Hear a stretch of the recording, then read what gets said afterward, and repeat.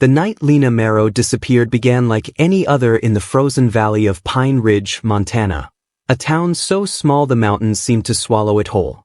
The snow had started falling at noon and by sundown had transformed the roads into white, winding veins. The kind that erase everything, even truth. Lena wiped down the last counter at May's diner, humming softly under her breath. She was 17, quiet but observant, always keeping an ear tuned to things people assumed she was too young to understand. She'd been distracted all evening, glancing at her phone as if expecting a message she feared receiving. By closing time, only 2 customers remained, drivers stuck in the storm, but even they rushed out before the worst of the blizzard settled. May, the owner, handed Lena her gloves with a concerned frown. "You sure you don't need a ride?" she asked, tightening her scarf. Lena forced a smile. "Someone's picking me up." "A friend?" Lena hesitated. "Yeah, something like that." May didn't push. In towns like theirs, secrets weren't confronted, just quietly observed. Outside, wind howled through the alley behind the diner. The single streetlight flickered, throwing nervy shadows across the snowbanks. Lena stepped out, pulling her hood tight as the cold gnawed at her cheeks. She checked her phone again. No signal. Narration tightened around her movements, her breath fogging, her hands shaking slightly, her eyes scanning the empty road.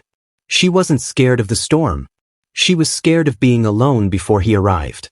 She paced behind the diner, boots sinking into snow. The world felt muffled, muted, like the town itself was holding its breath. Then headlights appeared at the far end of the alley, slow, deliberate, cutting through the storm like a blade. Lena exhaled, part relief, part dread. A truck turned the corner. Its green paint was dulled by frost. She stepped closer cautiously. "Hey," she called, trying to see the driver. "You're early." The window rolled down halfway. A man's silhouette leaned toward her, features hidden in darkness. His voice came out low, almost swallowed by the wind. "Get in. Storm's getting worse." Lena's fingers tightened around her strap. "I thought someone else was coming." The pause. Too long. Too heavy. Changed plans. Her breath stilled. She took one step back. The man's tone sharpened. "Lena, get in the truck." Inside her chest, something broke into a sprint. She shook her head, stepping away, ready to run back toward the diner, toward light, toward safety. But the door swung open. Boots hit the snow. He approached fast. Turned. The wind roared. The truck door slammed. And the alley went silent. Hours later, snow blanketed Pine Ridge so deeply that the streets looked untouched, as if no one had passed through them at all. May, unable to shake the feeling something was wrong, tried calling Lena's mother. The call went unanswered. By morning, Lena's shift uniform still hung in her locker. Her phone, somehow, ended up behind the diner's dumpster, screen cracked, battery dead. The storm had erased the prints around it. Sheriff Caleb Rourke received the missing person call before sunrise, rubbing sleep from his eyes as he listened. A 17-year-old girl, May explained shakily, vanished between the back door and the parking lot. Just vanished. Caleb stepped into the frozen alley where Lena was last seen. The air still tasted like snow and fear. Something about the silence pressed down on him. Not the silence of a storm. The silence of something concealed. And as he glanced toward the highway leading out of town, the tire tracks half buried beneath fresh snow told him one thing. Someone had taken her. And the storm had helped them. Sheriff Caleb Rourke stood in the alley behind May's diner, staring at the half-buried tire tracks like they were ghosts of a moment he'd missed by hours. Snow pressed into them gently, softening their edges, erasing their story one drift at a time. The storm had done most of the criminal's work for him. Caleb crouched, brushing away loose powder with a gloved hand. The tread was wide, heavy-duty, probably a truck, maybe lifted. But the storm's washout made the direction impossible to determine. A dead end disguised as a clue. Behind him, May hugged her jacket to her chest, eyes red from worry. "I keep thinking," she whispered, "if I just followed her out, or insisted she wait inside." Caleb stood.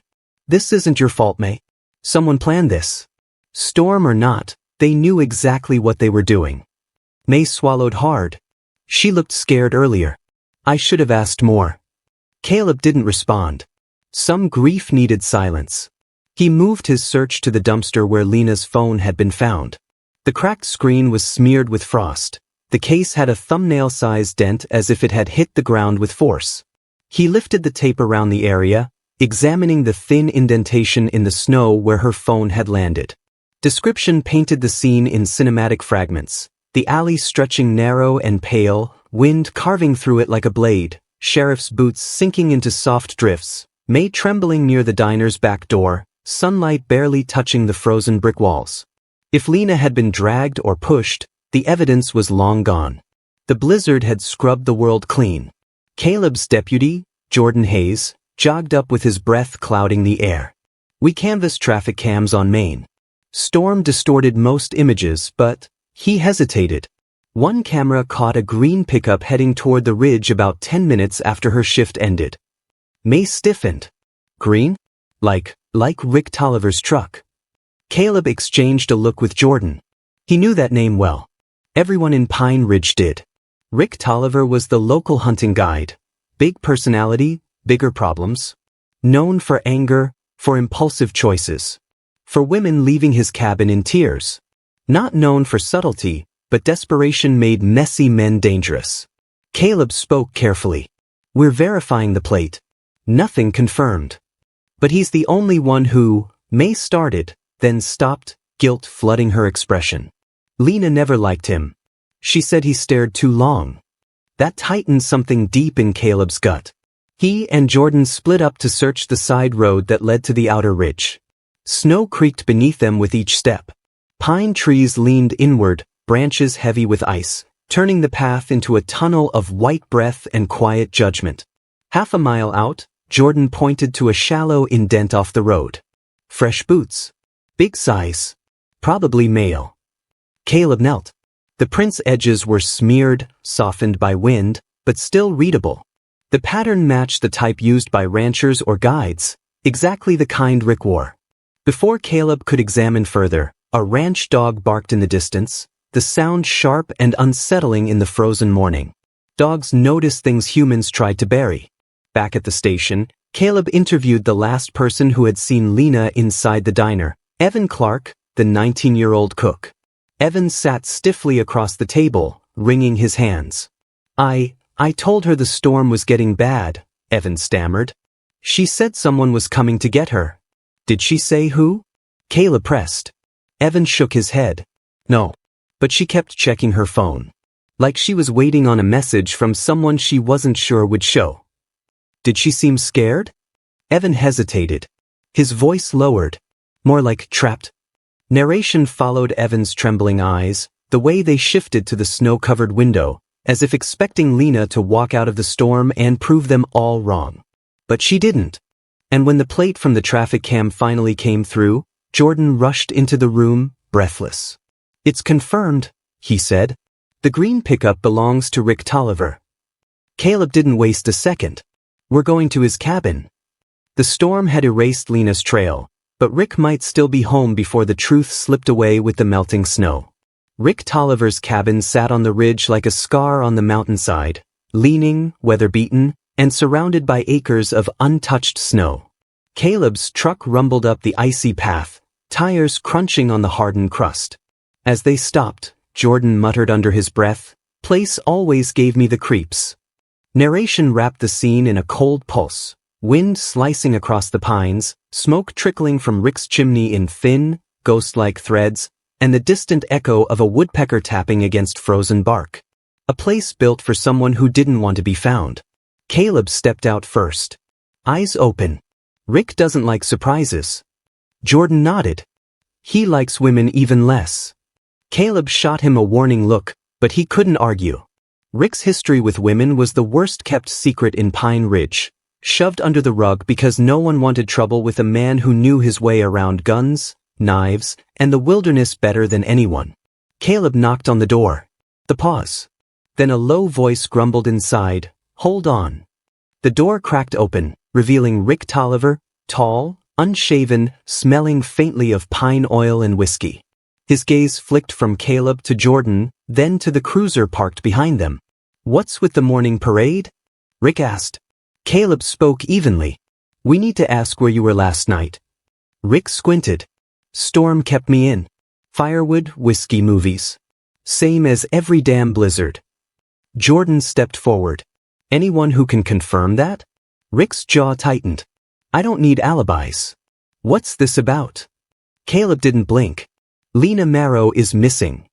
Something flickered across Rick's face, annoyance or something deeper, Caleb couldn't tell. "Kid from the diner?" Rick asked. "I saw her around sometimes." "That's it." But Caleb noticed the tension in Rick's hands, the faint tremor he tried to hide as he leaned against the doorway.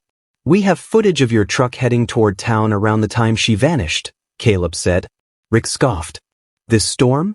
You're trusting cameras in whiteout conditions? It's your plate. That doesn't mean I picked her up." Jordan pointed toward the driveway. "Mind if we look around?" Rick's eyes hardened. "Got a warrant?" "No," Caleb admitted. "But if you've got nothing to hide." Rick stepped out, boots thudding into the snow. "I don't like your tone, Sheriff." The silence that followed was sharp enough to splinter. Caleb held steady. "Then help us. Because a 17-year-old girl disappeared, and your truck was where she was last seen." Rick swallowed, his throat bobbing. "I didn't touch the girl." Inside the cabin, dim light spilled across wooden floors, a flickering TV, and cluttered hunting gear. The place smelled of damp wool and smoke. Jordan quietly scanned the living room while Caleb kept Rick occupied. "You ever give Lena rides?" Caleb asked. "Once or twice, months ago." "Did she ask you recently?" "No," Rick stared him down. "You're chasing the wrong guy." But narration followed something subtle, the darting of Rick's eyes toward the hallway, the way he shifted his weight as if blocking a path. Jordan reappeared with a small object in his gloved hand.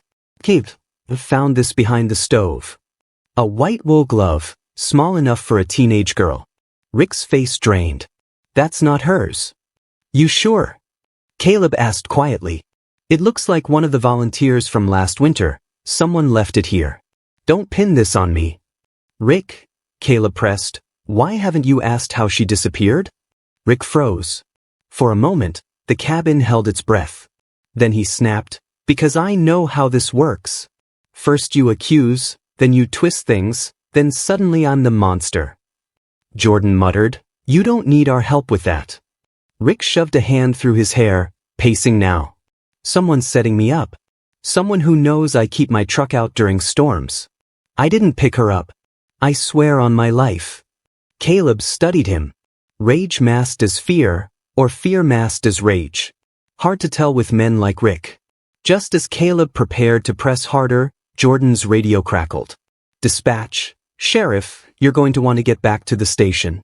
We've got a witness. Claims they saw Lena getting into a green pickup, but not Rick's." Caleb's heartbeat sharpened. "Whose was it?" A pause filled the cabin with dread. "We don't know. Driver had a hood pulled low. But the witness says Lena seemed willing." Caleb's gaze locked on Rick. If Rick wasn't the driver, then someone else was hunting in a truck just like his. Caleb didn't say a word on the drive back down the ridge. The engine hummed, chains clicked against ice, and the valley stretched wide and silent below, like a frozen graveyard holding secrets no one had the courage to dig up. Jordan kept glancing at him, waiting for the explosion of frustration that never came. Instead, Caleb's mind replayed the witness report over and over. A green pickup, but not Rick's. That single detail cracked the case open in a new direction, one that felt bigger, darker, and far more calculated than a man like Rick Tolliver could ever manage. When they returned to the station, the witness, a retired trucker named Ellis Grady, sat in the interview room, hat clutched between trembling hands. Snow dripped from his boots onto the tile as he squinted under the fluorescent lights. Caleb sat across from him. "Tell me again what you saw." Ellis nodded shakily. "It was around 9. Snow was coming, sideways. I could barely see 10 feet ahead. But I saw her. The Marrow girl. She walked toward a truck parked by the old mill turnoff." Caleb leaned in. "You're sure she wasn't forced?" Ellis shook his head. Looked like she recognized the driver. She hesitated, then opened the door herself. Jordan frowned. Could you see the driver? No. Hood pulled low, face shadowed. But the truck, dark green. Not shiny like Tolliver's. This one was older. Rust on the side. Caleb exhaled slowly. Thank you, Ellis. You've helped more than you know. But narration pressed in. This revelation didn't clear Rick, it only complicated everything. 2 green pickups in a town this small? Either a coincidence or something orchestrated with unsettling precision. After Ellis left, Jordan tossed a stack of papers on Caleb's desk. Here's the list of registered green trucks in the county. Tolliver's is the only one in Pine Ridge itself. The others belong to folks miles out toward the canyon. Caleb skimmed the list. Nothing jumped out, until Jordan added, unless someone borrowed a truck. Or stole one. Or swapped plates. Caleb rubbed his jaw. Someone wants Rick to be the fall guy. Jordan crossed his arms. Who would go to that much trouble? And that was the question turning knots in Caleb's gut. Later that afternoon, they returned to Rick's cabin, this time with a warrant. Rick met them at the door, face flushed with anger. You come back here like I'm some animal you can corner? He growled. Caleb stayed firm. We found new evidence. Step aside. Rick backed up, pacing as they entered. You'll find nothing. I told you, I didn't touch her. Description carved the interior into stark imagery, dim lights flickering across wooden walls, hunting trophies staring down like silent judges, boots drying by the fire, a whiskey bottle half empty on the table. A life lived roughly without grace. Jordan began searching the kitchen while Caleb moved toward the back hall. Rick followed him, voice rising. Why aren't you looking for whoever actually took her? We are, Caleb replied, and right now that includes you. Inside Rick's bedroom, the air was colder. The window cracked slightly, letting in drafts of sharp winter air. Caleb's eyes swept the cluttered dresser, the overflowing laundry basket, the pile of tools beside the bed. Then he noticed something, a corner of charred paper sticking out from the wood stove. He used tongs to pull it free. The edges were blackened, but words were still visible. Oh, I can't keep lying. He said if I tell anyone, it's over. Please meet me tonight. Please don't be scared. Caleb's pulse hammered. Who wrote this? Rick's face blanched. I don't know. You burned it. I didn't. I found it near the lake 2 weeks ago.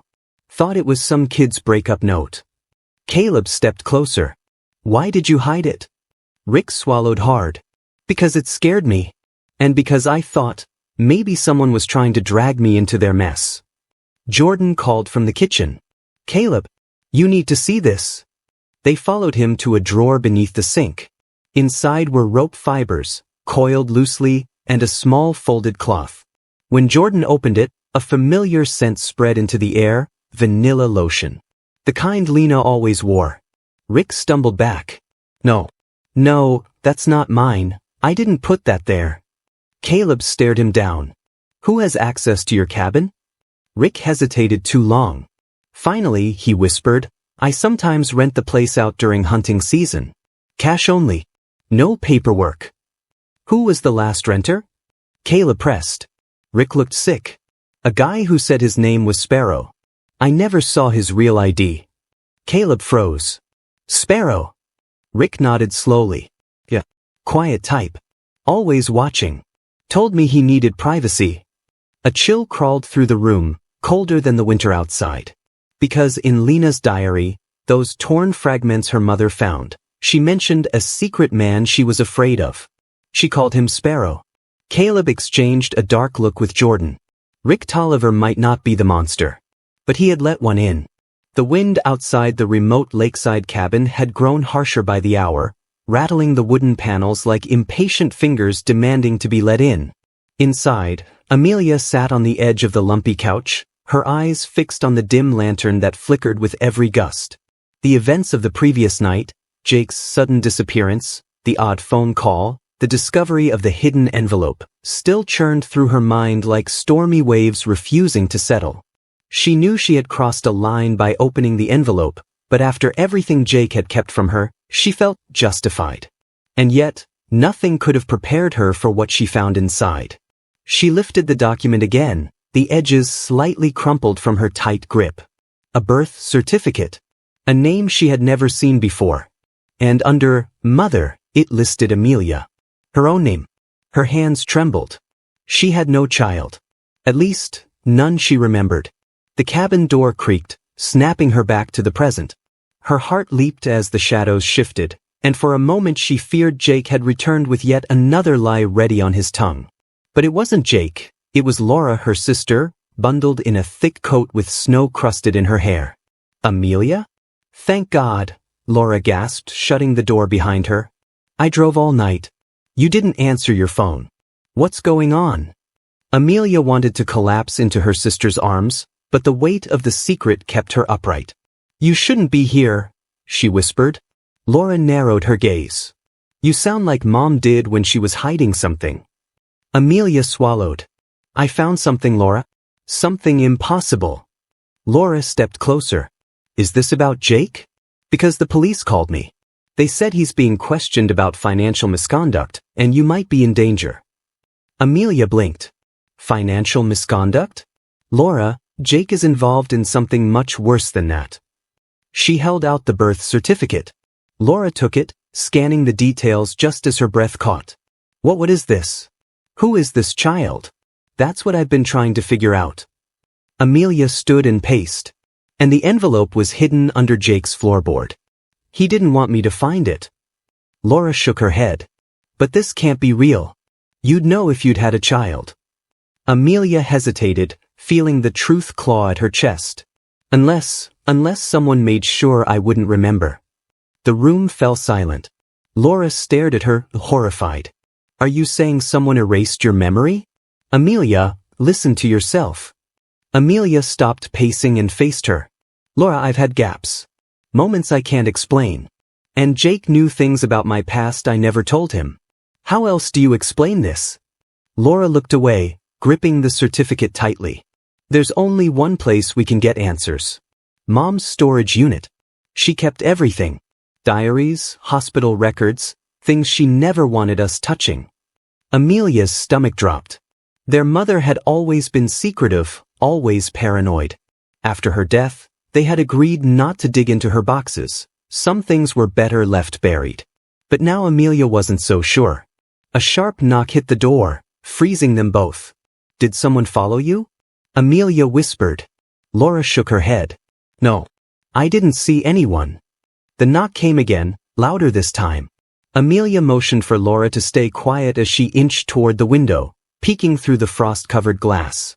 A man stood outside, his silhouette tall and broad, wearing a dark coat that blended with the storm. Amelia felt her pulse trip. It's not Jake. But he knows we're here. Laura's voice shook. What does he want? Amelia backed away from the window. To stop us from learning the truth. A final pound rattled the entire cabin. A voice followed, deep, controlled, and unmistakably dangerous. Amelia, open the door. We need to talk. The sisters exchanged terrified glances. Amelia grabbed the birth certificate, stuffing it inside her coat. We're leaving. Through the back door. Now. Laura didn't argue. They slipped out as quietly as they could, the cold slicing across their faces as they stepped into the storm. Behind them, the cabin door slammed open. And the man stepped inside. Snow swallowed their footprints as danger closed in from every direction. Snow hammered against the windshield as Amelia drove blindly through the mountain road, her fingers locked so tightly around the steering wheel that her knuckles burned. Laura sat beside her, shivering beneath her jacket, constantly glancing behind them as if the man from the cabin might materialize out of the storm. They didn't speak, not until the cabin was far behind them, swallowed by the night and the trees. Only when they reached the base of the mountain did Amelia finally pull over, her breath fogging the glass. We can't go home, she whispered. They'll look for us there first. Laura nodded, still clutching the memory of that voice at the door. Then where? Amelia stared ahead, forcing her mind through the chaos. Mom's storage unit. Laura flinched. Amelia, You really think she was hiding something like this? Amelia pulled the birth certificate from her coat. 2 months. According to the document, the child was born 2 months before I supposedly moved out for college. I don't remember any of that time, Laura. Not a single day. It's just blank. Those words settled heavily between them. 2 months. A gap in her own life she never questioned until now. Laura exhaled slowly. Then we need to see what Mom didn't want us to know. They drove through the night, reaching the outskirts of their hometown just as the storm faded into a gray morning. The world looked washed out, tired, much like Amelia felt. They abandoned the car 3 blocks from the storage facility in case anyone was tracking it. Inside the metal complex, their footsteps echoed as they walked down the narrow corridors lined with padlocked units. Amelia stopped at Unit 129, the faded number barely clinging to the rusted door. Laura's hands shook as she unlocked it. The door groaned open. Inside were stacks of boxes, labeled in their mother's neat handwriting, photos, bills, letters, medical, Amelia, Laura, miscellaneous. The familiar scent of lavender sachets, something Mom always tucked into storage bins, drifted out, bringing a sting of nostalgia Amelia hadn't expected. Laura stepped inside first. Where do we start? Amelia moved toward the box labeled medical. Here. They knelt beside it. Amelia lifted the lid, revealing manila folders, some pristine, others water-stained. She pulled one out, Amelia, 17 years old, and opened it. Doctor's notes. Routine checkups. Vaccination records. Nothing unusual. But underneath the mundane records was a sealed envelope. Her name was written on the front in their mother's hurried, slanted handwriting. Amelia's heart clenched. Laura. She tore it open. A single sheet of paper slid out, her mother's handwriting again. But these words were different. Urgent. Frantic. Amelia, if you're reading this, it means they found you again. The people Jake works for, they're not who they say they are. And they will not stop. You were part of something before you turned 18. Something they erased for your protection. I made them give you a new life. I made them wipe the pregnancy. They didn't want to, but I forced them. You don't remember the child because I made sure you couldn't. Amelia's breath hitched. Her mother's next words felt like knives. Your baby wasn't stillborn. They told you she died because it was safer if you believed that. But she didn't. She's alive.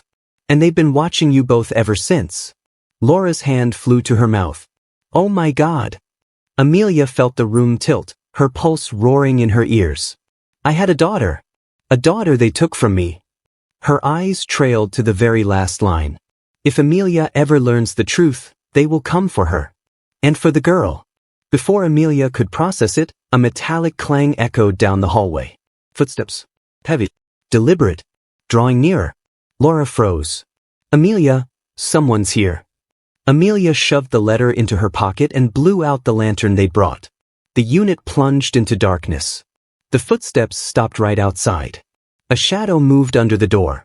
And then a man's voice, calm, cold, unmistakable, filled the hallway. Amelia, we need to finish what we started. The voice outside the storage unit rolled through the darkness like a blade sliding across stone. Slow, practiced, certain. Amelia felt every muscle in her body coil, her breath caught halfway between a gasp and a scream. Laura pressed herself against the boxes, eyes wide, silently mouthing, "Don't move." A moment passed. Then another. The shadow under the door didn't shift. Whoever stood outside was waiting. Amelia swallowed the rising panic and forced her mind to sharpen. She leaned close to Laura, whispering so softly the words barely existed. The back wall. Storage units share panels. If we can push one loose. Laura nodded, already scanning the dim outline of the metal seams. She felt along them until her fingers brushed a warped section where rust had eaten away at the screws. Amelia joined her, gripping the edge and pulling with quiet desperation. Outside, the man spoke again, still calm, still chilling. You don't have to run, Amelia. We've protected you before. We can do it again. Amelia froze at the word protected. It echoed against the truth she'd just learned, the erased months, the stolen child, the memory she never had a chance to hold. A trembling anger rose inside her, hot and sharp. Laura tugged at her sleeve, urging her back to the panel. Together, they pulled until the metal bent just enough to slip through. One last glance at the door. The shadow remained. They squeezed into the adjoining unit, stepping over old furniture draped in musty sheets. Amelia gently lowered the loose panel back into place. Not perfect, but enough to keep their escape unseen for a moment longer. The footsteps resumed. Slow. Searching. The man entered Unit 129. Amelia grabbed Laura's hand, guiding her through the maze of forgotten belongings until they reached the front of the new unit. She turned the lock from the inside, lifted the sliding door just high enough to crawl under, and slipped out into the cold corridor. "Go," she whispered, motioning down the long row of units. They ran. Their footsteps echoed, bouncing off the metal walls in a frantic rhythm. Amelia forced herself not to look back until they burst into the open air. The dawn sky was fading from charcoal to a pale, bruised purple. Snow crunched under their boots as they crossed the parking lot. Their abandoned car sat half-buried beneath night-fallen snow, but a fresh set of tire tracks cut sharply across the entrance. Someone else had come after them. The man wasn't alone. Amelia pulled Laura behind a dumpster near the property's edge. Her breath puffed out in harsh clouds. "We need to split up." "No," Laura shook her head violently. "We stay together. Listen to me." Amelia's voice trembled, but her resolve didn't. "They know about me. They're after me. If we're together, they'll catch us both." Laura grabbed her arm. "Then what? You run and they take you?" "No." Amelia stared at her, overwhelmed with fear and gratitude. "I need you to do something for me. Go back to the cabin. Look for anything about the child. My child. If Jake knew something, if he kept something, it'll be there." Laura's expression cracked. "And you?" Amelia inhaled the freezing air until it burned. "I'm going to find Jake. He said he'd talk when the time was right. Well, it's now." Before Laura could protest again, a sharp metallic slam echoed from the storage unit courtyard. The man had discovered the loose wall. His footsteps, faster now, hammered against the concrete. Amelia cupped Laura's face. "Run. Please." Tears brimmed in Laura's eyes, but she nodded and bolted toward the tree line behind the lot. Amelia sprinted the opposite direction, circling around the building and ducking behind a snow-covered row of old trailers. Her breath burned in her chest, each inhale colder than the last. The footsteps grew louder, then faded, then reappeared. He was scanning the lot. Amelia crouched lower, her heart a frantic pulse, the morning wind slithering through her jacket. She waited until his footsteps drifted toward the main road, then slipped out from her hiding place and ran toward town. Snow flurries sailed through the air as she reached the sidewalk that led into the heart of Blue Pines. The streets were quiet, only a few early risers brushing off their windshields. Amelia kept her hood low, head down, blending into the gray morning. She reached the bus station and scanned the schedule through fogged glass. One bus heading north, toward the old oil fields. Jake worked near there. A soft vibration in her pocket startled her. She pulled out her phone. A new message, from an unknown number. "You can't hide from the past forever, Amelia. The thaw has already begun." The thaw came slowly, almost reluctantly, as if the mountains themselves were hesitant to reveal what had been buried all winter. Caleb stood at the edge of the field near the ridge where the snow had finally begun to melt, the once pristine white slowly giving way to dark soil and jagged twigs. He squinted through the weak morning sun, trying to make sense of the shape emerging from the shrinking mound. Children from the neighboring farm had been playing near a half-collapsed snowman when they noticed something odd. At first, it was just a lump of dark fabric, poking through the melting snow. But then it became something unmistakably human. A pale, frozen hand. Caleb had arrived within minutes, the sheriff's SUV kicking up mud as he skidded to a stop. He crouched beside the snowman, careful not to disturb anything. The mound had held its secret for 2 months, hiding in plain sight, mocking the search teams, the frantic mothers, and the town that had refused to sleep. Now, as the ice surrendered its grip, a reality worse than anyone could have imagined was revealed. The body was that of Lena Marrow. Preserved eerily by the snow, her jacket stained and frozen, her expression frozen mid-anguish. Caleb's breath fogged in the cold air, his gloved hands trembling slightly as he reached for the small backpack still slung over her shoulder. Inside, nothing valuable, just the remnants of a hurried life. A cracked phone, a worn notebook, and a small SD card tucked into a pocket. Jordan bent low, examining the scene. "She wasn't killed here," he said quietly. "No drag marks, no footprints. This, Snowman, is a staging point." Caleb nodded, staring at Lena's frozen face. Her wide eyes seemed to plead, still alive in their silent accusation. "She tried to escape," he murmured. "Someone knew exactly where she would be." The SD card felt heavier than its size warranted, as if holding every secret of the past 2 months. Caleb slipped it into a protective case and handed it to Jordan. "Forensics first, then me. We see what she took to the grave."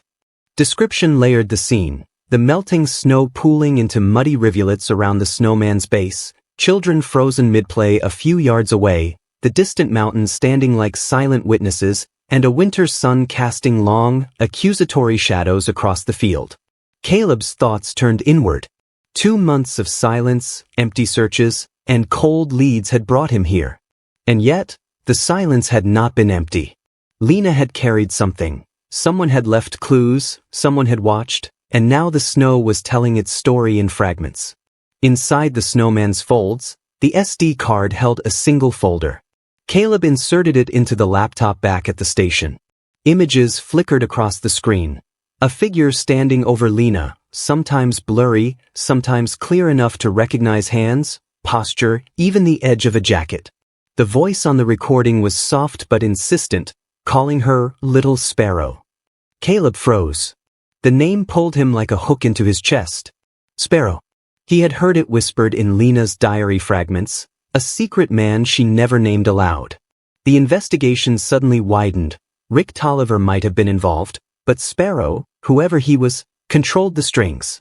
Each frame revealed Lena's fear, her attempts to resist, and the manipulations that had led to this frozen entrapment. Caleb replayed the videos repeatedly, the voice of the man in the shadows a constant reminder that Lena had not been alone in her torment. Jordan broke the silence. "Sheriff, she's been moved here after the fact. The snowman is a staging, not the crime scene. Whoever did this, wanted it discovered, wanted us to see her this way." Caleb nodded grimly, feeling the weight of the town's horror pressing down. Lena's frozen body was more than a discovery, it was a message, a puzzle with too many missing pieces. The SD card, fragile and small, was the only way forward. As Caleb looked at the melting snow, a single thought lingered, sharp and undeniable. Lena's last moments had been captured, and her story, terrifying and incomplete, was about to lead them deeper into a predator's world. The SD card glowed faintly in the laptop's black frame, the hum of its drive like a heartbeat in the darkened room. Caleb leaned back in his chair, eyes narrowing as he studied the flickering images. Lena Marrow's last days had been documented, frame by frame, as though the person responsible wanted a private audience with her terror. And now, that audience was him. The first clip played, Lena walking along the frozen ridge, snow crunching beneath her boots. She glanced over her shoulder frequently, as if expecting someone she feared. The camera was distant, mounted on a tripod hidden behind trees, angled perfectly to capture every move. The precision was unsettling. Someone had been watching her for weeks, learning her routines, memorizing the gaps in her defenses.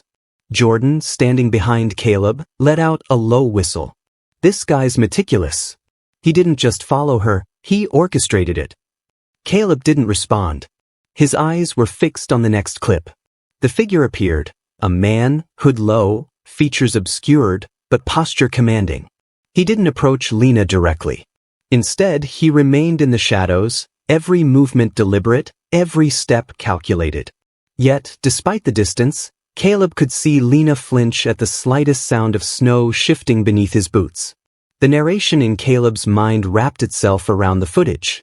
Lena's fear, small yet constant, radiated from the screen. Every hesitation, every quickened breath, every glance toward the trees told a story her voice never could.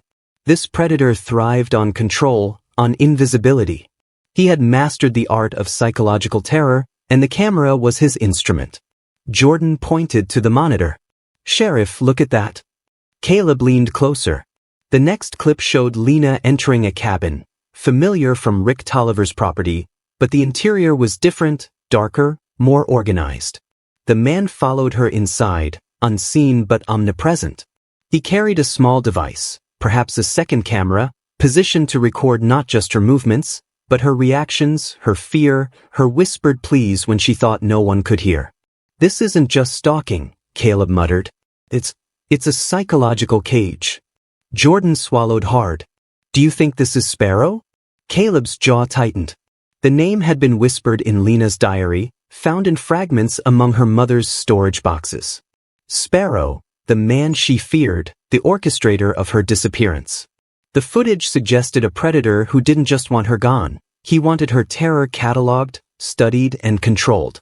Another clip played, and the room seemed colder. Lena sat on the floor, knees drawn to her chest, staring at the camera with wide eyes. The predator circled her, never touching, never speaking, yet his presence was suffocating. Each frame emphasized the imbalance of power. She was trapped, not by chains, but by his observation, by the knowledge that every movement was being recorded. Jordan leaned closer, voice low. "He's taunting her, waiting for the right moment." Caleb nodded slowly. The predator's methods were surgical. He understood fear, isolation, and submission. And the recordings weren't just for control, they were messages. Messages to anyone who might intervene, messages to Lena, messages to himself. One clip revealed something new, the predator adjusting the angle of the camera toward a small object Lena carried. A folded piece of paper, a letter, something of value.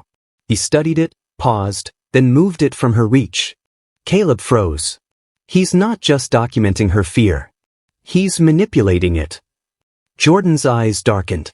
"Do you think this explains the snowman? The way they left her out there?"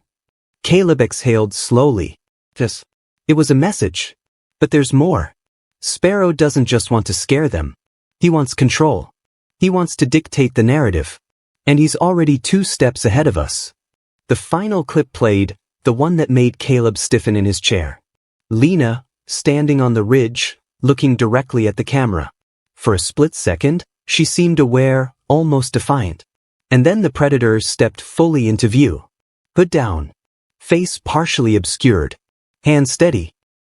He held something small, dark, a token of his control. An object that belonged to Lena. Caleb's pulse quickened.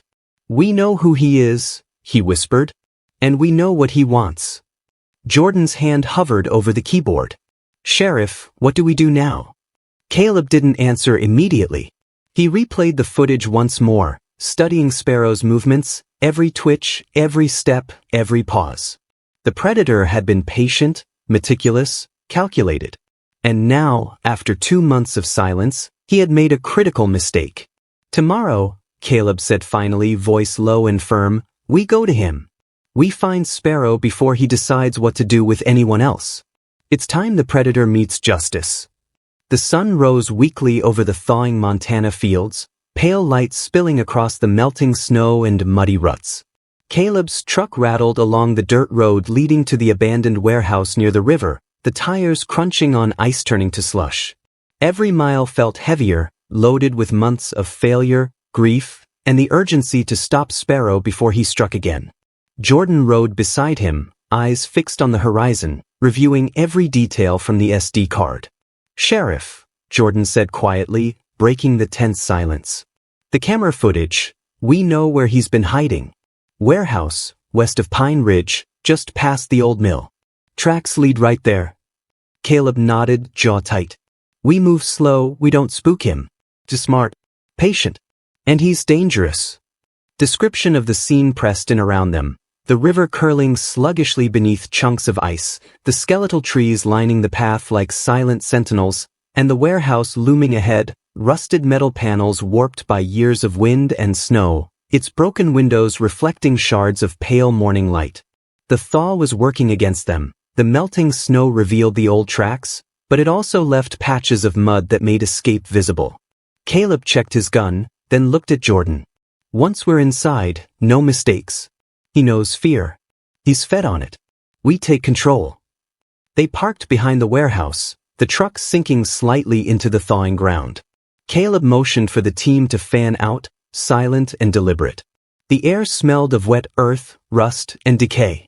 A faint noise carried across the empty lot, scraping metal, almost imperceptible, like someone adjusting a tripod. Inside, the warehouse was a cavern of shadows. Dust floated in thin beams of sunlight piercing the broken roof. Wooden crates and discarded machinery created a maze of hiding spots. Caleb's heart thudded in rhythm with his boots as he and Jordan moved cautiously, scanning every corner. Then they saw it.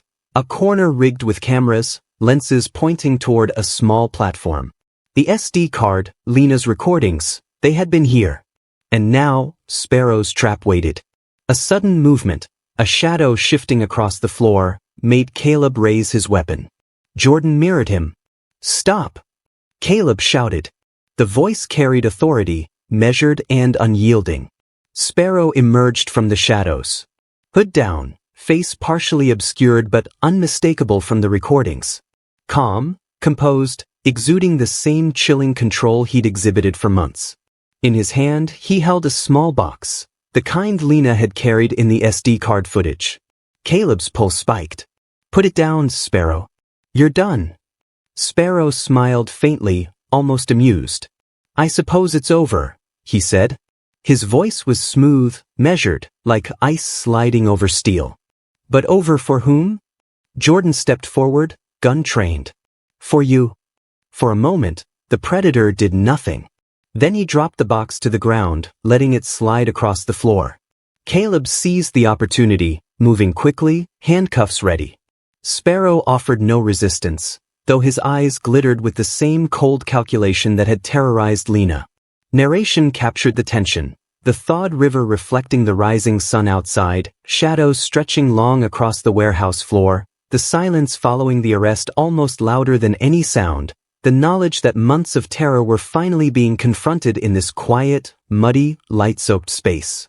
Caleb cuffed Sparrow, voice steady but low. "You're going away for a long time.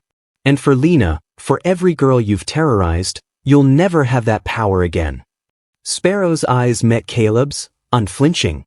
"Power is a fleeting illusion, Sheriff. And fear? Fear lasts longer than you think." Jordan retrieved the box Sparrow had dropped. Inside were Lena's personal belongings, letters, the folded piece of paper she had carried in the cabin, and other small items that Sparrow had kept as trophies. Caleb's stomach twisted as he recognized the carefully preserved items from the SD footage. Outside, the thawing snow dripped from the warehouse roof, forming rivulets that fell into small puddles.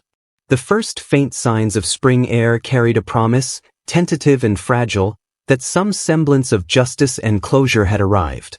Caleb led Sparrow to the waiting squad cars, the predator finally contained, finally accountable. Yet even as the cuffs clicked into place, Caleb knew the investigation wasn't over. There were still questions to answer, still traces of Lena's life to recover, and the fragile hope that the pieces of her stolen months could somehow be returned. As the police convoy drove away, Caleb gazed back at the warehouse. The thaw had begun, revealing what had been hidden. And now, for the first time in 2 months, it felt like the nightmare could finally start to end. The police station smelled faintly of disinfectant and old coffee, the hum of fluorescent lights bouncing off cold tile walls. Caleb sat alone at his desk, staring at the spread of evidence. The SD card, Lena's recovered belongings, the letters Sparrow had taken as trophies. He had expected relief after Sparrow's arrest. Instead, a weight pressed down on him, an understanding that truth, when revealed, never came without a cost. Jordan approached quietly, holding 2 steaming cups of coffee. "You okay?" he asked. Caleb didn't answer immediately, eyes still fixed on the photos of Lena from the recovered SD card. They were haunting, captured moments of fear, confusion, and the fleeting glimpses of defiance before Sparrow's calculated manipulations. Caleb finally exhaled, reaching for a cup. "It's not Sparrow who scares me anymore," he muttered. It's what his control cost Lena, and everyone around her.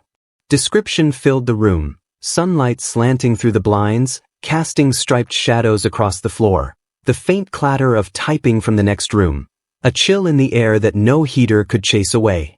Truth was messy, jagged, and unrelenting, Caleb realized, much like the thawing snow outside that revealed more than just mud and rocks. Jordan set the second cup down and sat across from him. We've recovered her belongings, the SD card. Sparrow can't hurt her anymore. Isn't that enough? Caleb shook his head. No. Sparrow's arrest doesn't undo 2 months of terror, 2 months she'll never get back. And it doesn't answer why Lena was taken in the first place. Or why no one noticed sooner. Or what Jake knew. Jordan frowned. Jake? Caleb picked up Lena's folded letter, the one she carried through the cabin and the snow. He's tangled in this too, somehow. Lena trusted him enough to leave clues, enough to risk being seen. He wasn't just a bystander. He's part of the chain that allowed this nightmare to happen. Jordan leaned back, silent, letting Caleb speak. The weight of responsibility, the psychological cost, it all pressed heavier than the physical exhaustion of the last 2 months. Caleb's mind replayed Lena's expressions from the SD footage, each frame a reminder that truth was rarely clean or convenient. A knock at the door drew their attention. Laura stepped in, coat damp with snow, eyes red-rimmed from worry. Amelia told me, Sparrow's in custody? Caleb nodded. Yes. But we've only started piecing this together. Lena's story isn't finished. Laura's voice trembled. I just want to know she's safe. I want to know what happened to my niece. Caleb glanced down at the letter again, tracing the words with his finger. Truth comes at a price, he said. Sometimes it costs comfort. Sometimes it costs trust. Sometimes, he trailed off, the realization settling over him like a shadow. Sometimes it costs innocence. Jordan rubbed his temples. You think Lena's family is ready for all of it? Caleb shook his head slowly. No. And that's the problem. The moment you uncover what Sparrow orchestrated, the moment Lena's 2 months are laid bare, there's no undoing the pain. No one walks away unchanged. Laura stepped closer, gently placing a hand on Caleb's desk. Then we help her. Piece by piece. Slowly. That's all we can do.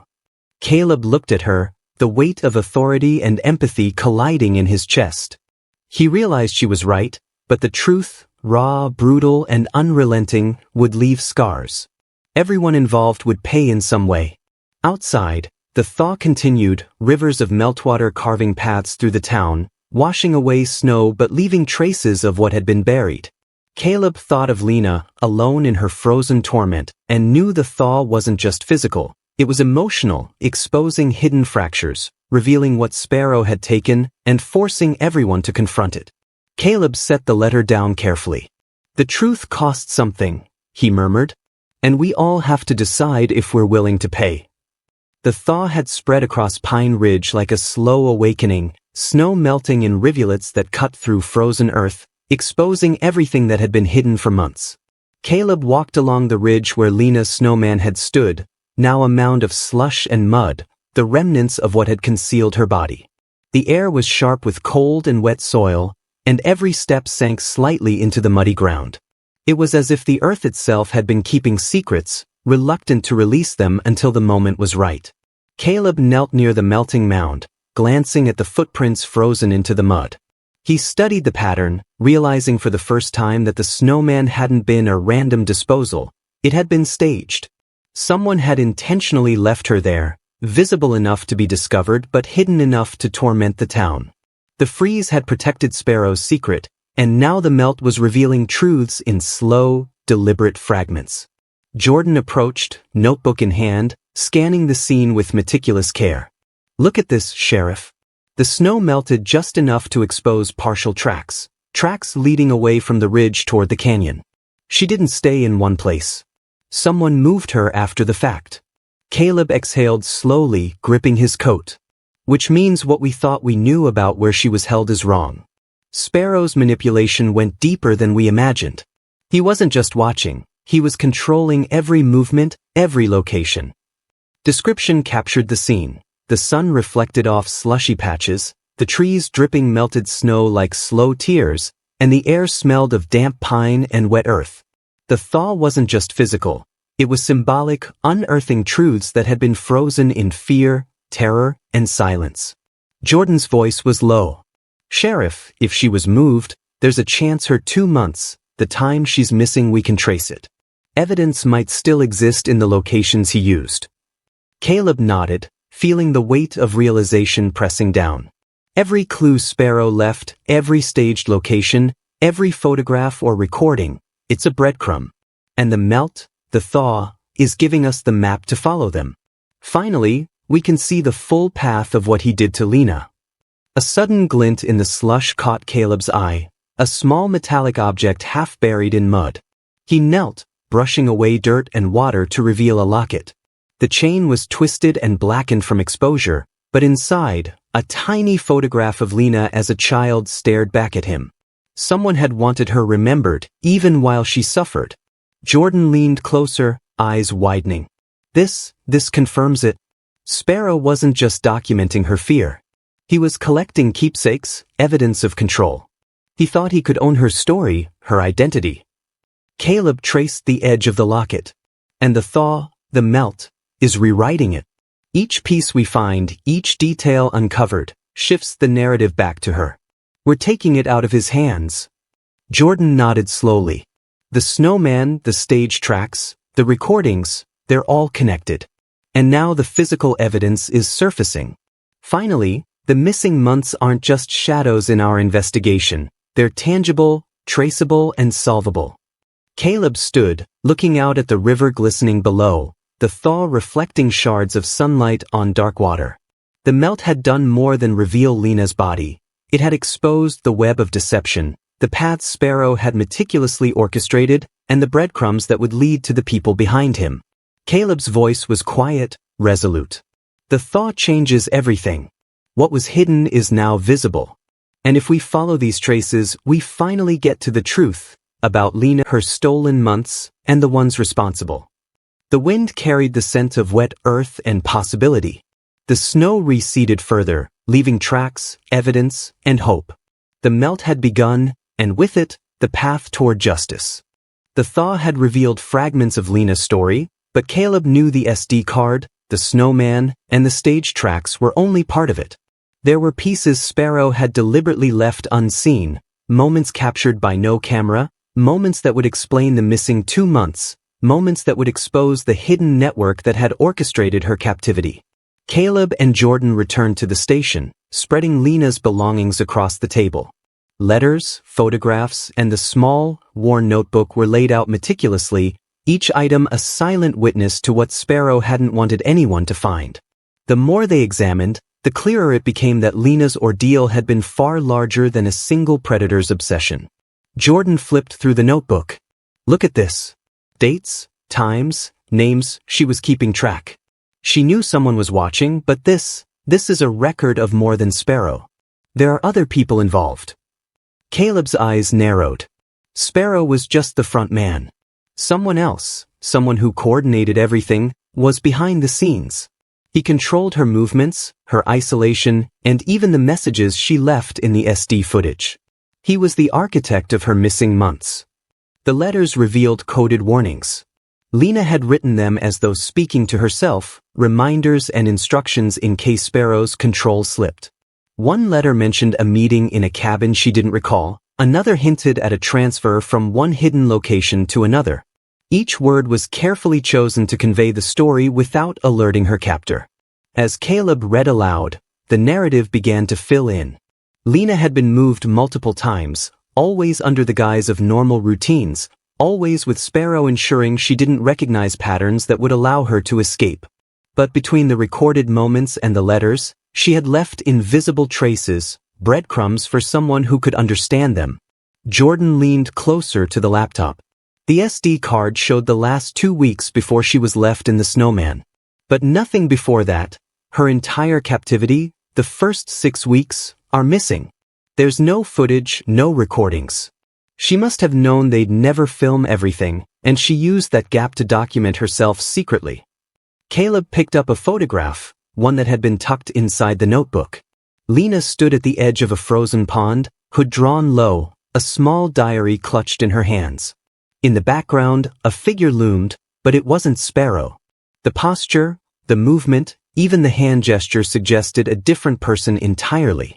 Someone supervising, someone training Sparrow, someone invisible until now. She knew he wasn't alone, Caleb whispered. She recognized the chain of control. Sparrow was just the face she saw. The one we're missing, the one directing him, that's the real predator. Jordan's face tightened. And he, or she, planned everything. The cameras, the snowman, the stage tracks. Sparrow followed orders.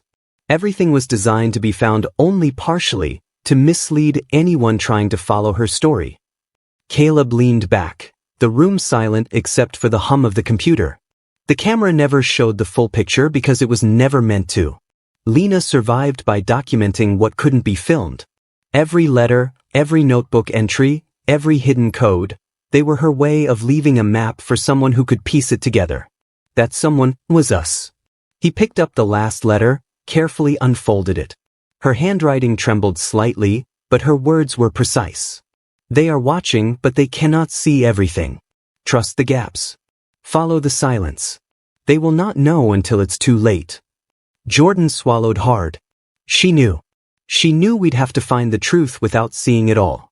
She left it for us, her missing months, the hidden chain, the person behind Sparrow. It's up to us to connect the dots. Caleb's jaw tightened. Then that's what we do. We follow the evidence she left where no camera could record, and we bring the real orchestrator into the light. Sparrow is done, but the story isn't finished. Lena's missing months are about to reveal the final truth. Outside, the thaw continued, rivers of meltwater glinting in the morning sun. The snow receded further, exposing tracks, debris, and the faint outline of what had been hidden for weeks. Caleb felt the weight of anticipation settle over him. What the camera never showed was finally coming into view, and with it, the last piece of Lena's story, the piece that would bring justice for every stolen moment.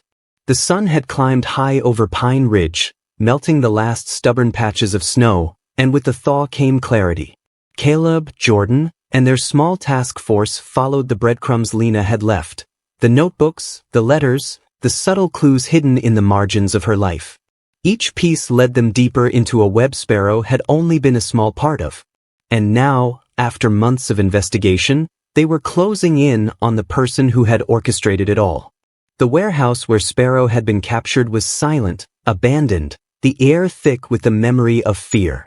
But Caleb knew the true predator was still out there, the one who had trained Sparrow, controlled the network, and manipulated Lena from the shadows. Every move, every staged snowman, every hidden camera had been designed for one purpose, to maintain control. Jordan checked the GPS coordinates embedded in one of Lena's coded letters. Here, he said, pointing to a remote cabin deep in the forest, far from prying eyes. The handwriting, the timestamps, the subtle references in her notes, it all converged at this isolated location. Whoever was behind Lena's captivity had been hiding in plain sight, insulated by wilderness and winter. Caleb gripped his coat, voice low. We move carefully. One mistake, and they could disappear again. Lena's missing months weren't just lost. They were engineered to mislead anyone who came looking. Today we end that. The team approached the cabin, boots crunching over thawing snow, rifles and flashlights ready. The forest was eerily quiet, only the faint trickle of meltwater breaking the silence. Shadows stretched across the path, twisted and distorted by the low morning sun. Caleb felt the weight of anticipation pressing down, but he pushed it aside. Focus. Procedure. Justice. They reached the cabin door. Caleb signaled for Jordan and the team to fan out, surrounding the structure. His hand rested on the handle, waiting. A deep breath, a mental inventory of every scenario, every possible outcome. Then in one motion he pushed the door open. The interior was tidy, almost deceptively calm. Bookshelves lined the walls, papers and files neatly stacked. A small desk sat in the corner, laptop open and active, a stream of encrypted files scrolling across the screen. And there, in the center of the room, stood a woman, tall, composed, eyes sharp and calculating. She looked at them without fear, as though expecting them. Caleb's voice was steady, commanding. "You're under arrest. You orchestrated Lena Marrow's disappearance, trained Sparrow, and manipulated her life for 2 months. It ends here." The woman's lips curved into a faint, almost mocking smile. "You're late," she said calmly. "I expected you sooner, but I knew you'd follow her breadcrumbs. Clever girl, clever sheriff. But you're still only seeing what I allowed." Jordan stepped forward, gun raised. "We have evidence. Witness statements. The SD card. The letters. You're done." She tilted her head as if weighing their words. Evidence? Sparse. Incomplete. Lena's months missing, memories fragmented, perfectly curated. Sparrow was a student, a puppet. You think capturing him matters? You've only reached the first layer. Caleb's jaw tightened. Then consider this your final lesson. No more control, no more fear. Lena's story isn't yours anymore. She will be heard and justice will be served. The woman's eyes narrowed. Justice? You don't understand. Fear is preservation. Control is survival. You think you're heroes, but all you do is stumble into the design I created years ago. Lena survived by her own cunning, not your intervention. Caleb signaled. The team moved swiftly, cuffing her before she could react. Despite her composure, there was no resistance, just the cold, calculating glare of someone who had underestimated the determination of those seeking truth. As they escorted her outside, Caleb looked at the thawed forest. Sunlight glinted off the melting snow, illuminating footprints, debris, and traces of Lena's captivity. The thaw had revealed everything Sparrow had hidden, and now, the mastermind who had orchestrated it all was finally in custody. Jordan exhaled. It's over. The network is dismantled. Lena's months, her stolen time, can finally be pieced together. Caleb nodded. Yes. But the cost remains. 2 months of fear, manipulation, and loss can't be erased.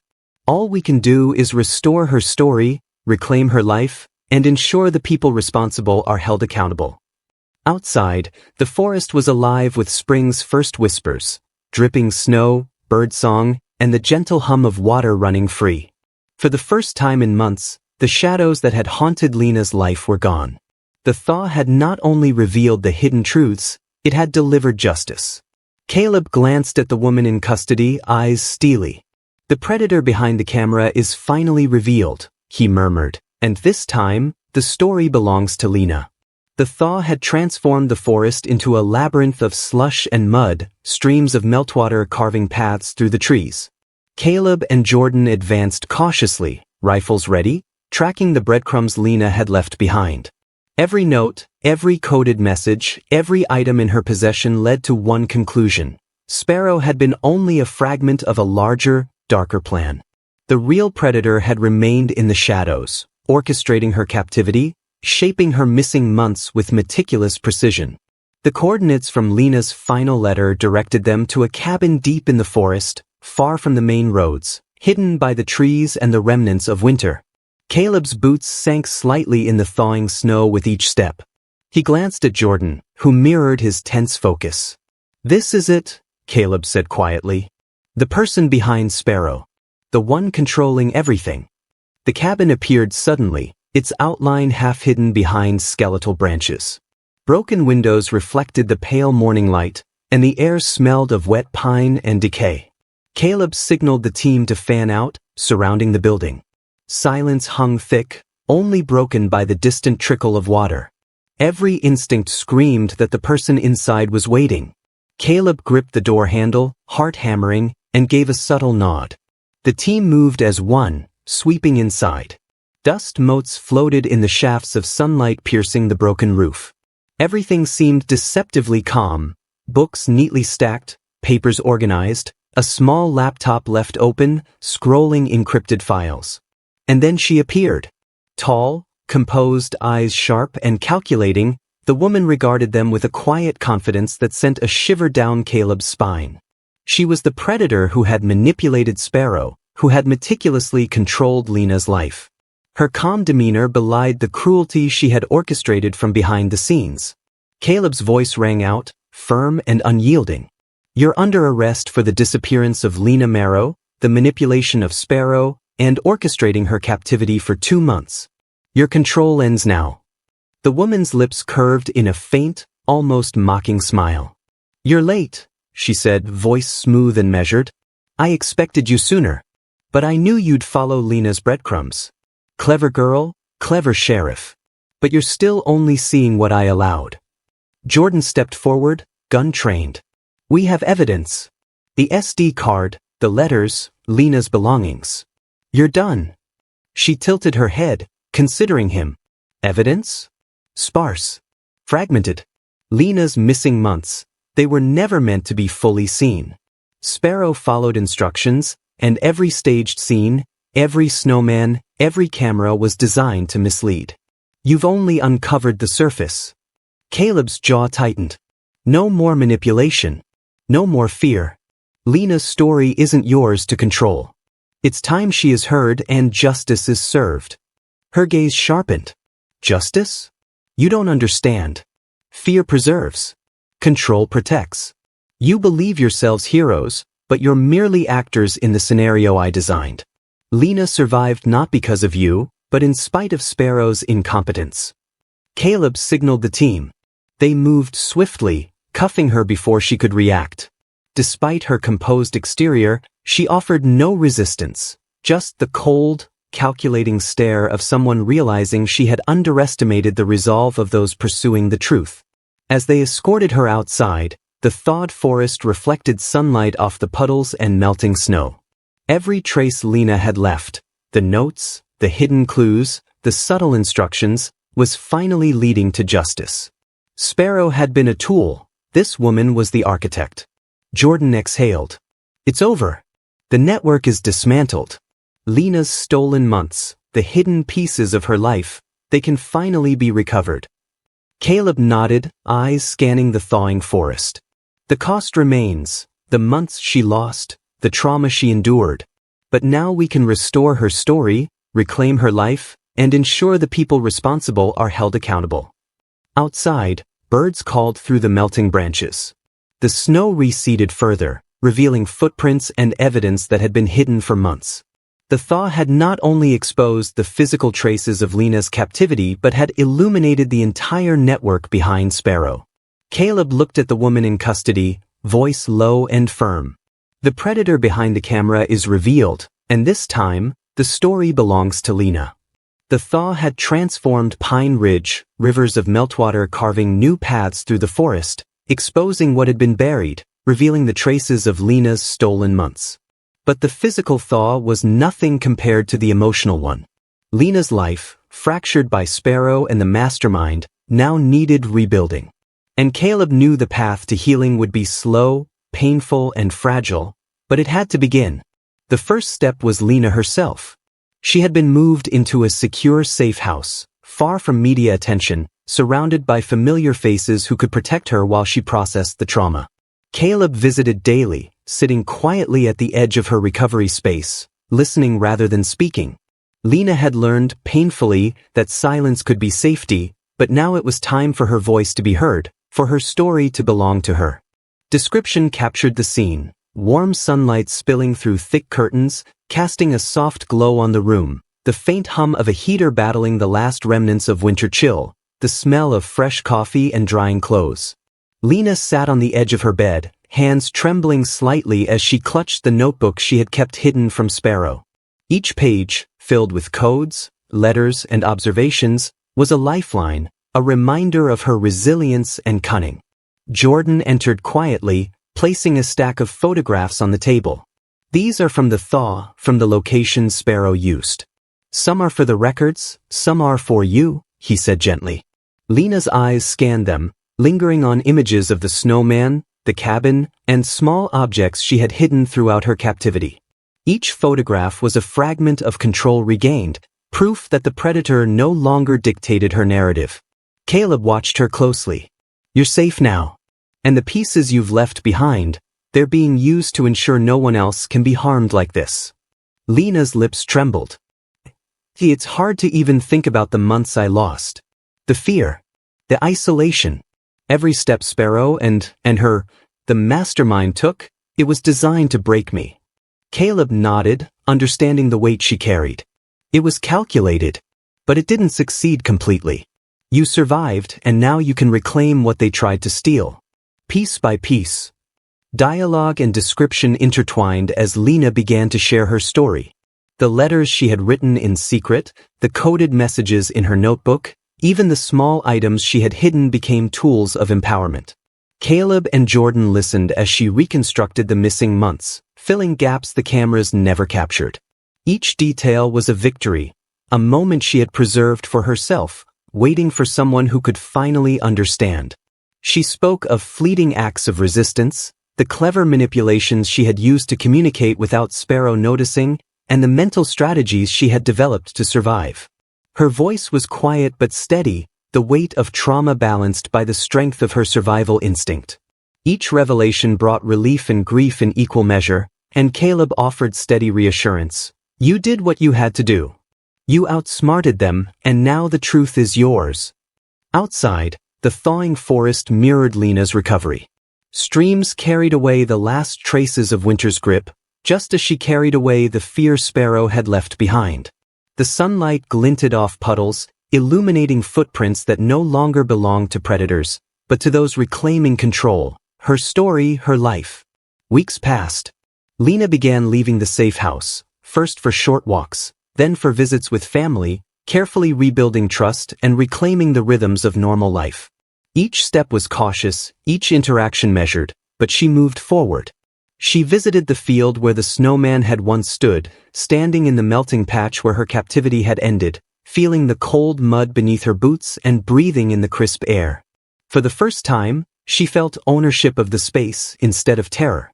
Caleb and Jordan watched from a distance. She's strong, Jordan whispered. Caleb nodded, eyes thoughtful. She survived the unimaginable. And now she's reclaiming herself.